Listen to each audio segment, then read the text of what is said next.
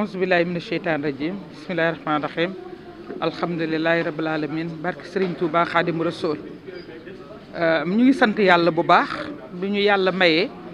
ñu fekkee màggal gii ci 2022 ba mën a ñëw siyaare suñu sang yu baax yi siyaar bi nag doore ko ci sëñ Moustapha mu sëñ Abdoulaat ñëw ci sëñ Cheikh Baara ba ci sëñ Muntaxa Xaadimu Rasuul sëñ Muntaxa Bachir Serigne Touba yàlla dogal itam ñu gis tam sëñ Moustapha mu sëñ Cheikh Matiley sëñ Bassirou comme ni mu ko waxee léegi yàlla daf ñu booleeg moom kóllëre muy porte parole murid yi nga xam ne yoon wi daf koy sago di porte parole xalif général di porte parole ñun ñëpp ñu di ko ñaanal yàlla dëgëral ko moom la ñu mujjee ñëw ziar nii li nga xam ne moom lañ daan def ak ñoom ci barkeelu yàlla may ñu defal ñu sutura ba ñu mën ko defaat ren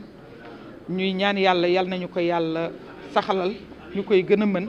di ko séq ak ñoom itam yàlla bàyyi leen ci sunu kanam difficulté yi nga xam ne nag moom lañ doon xalaat ci màggal gi muy taw bi ak ndox mi gis nañ ni Touba jaar fi jafe na waaye ñu ngi ñaan yàlla di interpeller itam autorité yi pour que ñu taxaw ci Touba ndax balay màggal gi di ñëw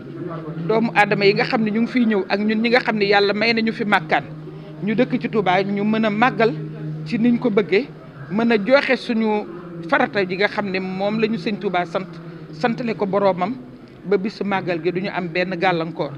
parce que déjà circulation bi mu ngi am problème ñun ñu ngi jógee sànq gi yu mbind mais circulation bi am na problème mais bu doon suñu sago ñu taxawu ci pompe ndox mi mu génn taxawu remplir itam yenn